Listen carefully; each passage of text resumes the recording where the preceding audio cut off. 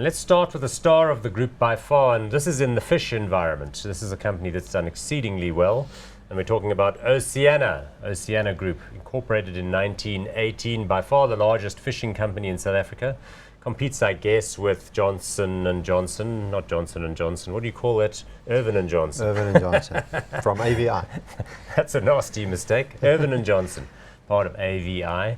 And it's been an acquirer in recent years, merging up with Sea Harvest and other businesses, and then acquiring recently a business called Daybrook in the United States of America. So that's interesting. Also acquired the fishing interests of Food Corp recently. Market capitalization has climbed and climbed and climbed to 15.5 billion rand. Francois Kittel has done a super job there. Price earnings ratio 19.78.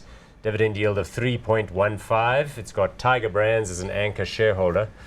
But let's go into that. I mean, maybe what we should do is put the share charts up, because what that tells you is, in a glance, how's this company doing. Oceana, you'll see, has done really nicely, and notwithstanding the fact that the consumer stocks have been a bit, patchy. Look at that. Nice chart. Nice. Yeah, look, this is one of the star performers in this industry. You can see it in the share price as well. It's not cheap where they are now. It's trading at a 19 or a 20 PE, but they should have about a 20% growth earnings prospects going forward. I think they did the acquisition very well. They did it at 12 rand to the dollar last year when they purchased Daybrook Fisheries in the States. Daybrook, based in the southern states of America, it catches some other kind of fish that's got a high oil content.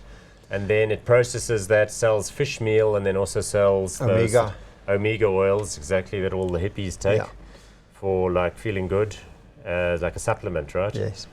And the positive of that is that they don't got a quota system on those. So it looks like there's enough of those fish around. They're actually increasing their catch over the last year or two. And it seems like they can continue doing that. Yeah. Where in the local front, you've got a lot of quota systems and other systems that's hampering the fishing industry, which I think is a good thing. So you're preserving ocean fish and so forth for the long term, but certainly a lot more scope for growth in that new acquisition that they've done at Daybrook. So let's talk about the local side of things then. As you say, there's like a total allowable catch for each and every species. So the deep sea stuff like hake and mackerel, they've got like a specific amount that they're allowed to catch. And that gets repeated every year, so they've got to keep their empowerment credentials in order. And then the onshore stuff, which is like lobster and pilchards and stuff like that, there's also a certain amount that they're allowed to catch. But it appears that they do pretty well there. They've, for one reason or another, been a consolidator. They've acquired partnership deals with various other parties to take it on. So they've become a larger and larger player. And the market likes the product. So the fish sales have been good. The canned pilchards, the hake products, and you can get them if you go to any supermarket. I think what they've understand correctly is that they know that the number one market share in this industry works for them.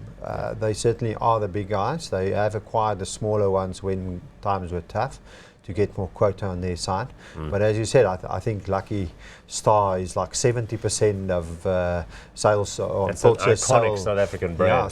It's certainly by far the number one and dominant brand, and that helps them going forward. The others are a bit more tricky. On the mackerel and hake, they need to venture into Namibia's waters, etc. if it's not a good year, and I know they had troubles in the South African waters over the last year.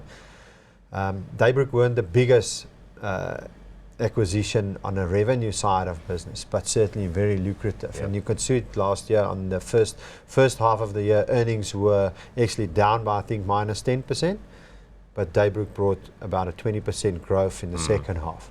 So particularly well to their earnings. So. Okay, sadly we have to go to Hot or Not now, because it's a great company, nice one to talk about. But what's your feeling about the future? I mean, it's quite a high PE, it's sort of bargaining, but then again, with the rand at these levels, the Daybrook growth, all of the local excellence, you reckon it's still hot? I think it's still hot. I think this thing got a track record and management track record over the long term. It is something that people will buy over time. And I think they've done correct acquisitions at the right time, and you're going to see some earnings growth still going forward, because you only had it in 6 months of the numbers yet. So you're going to have a bit of a better PE going forward. Okay, good. So we're hot on that one. Let's be hot, both of us. Good.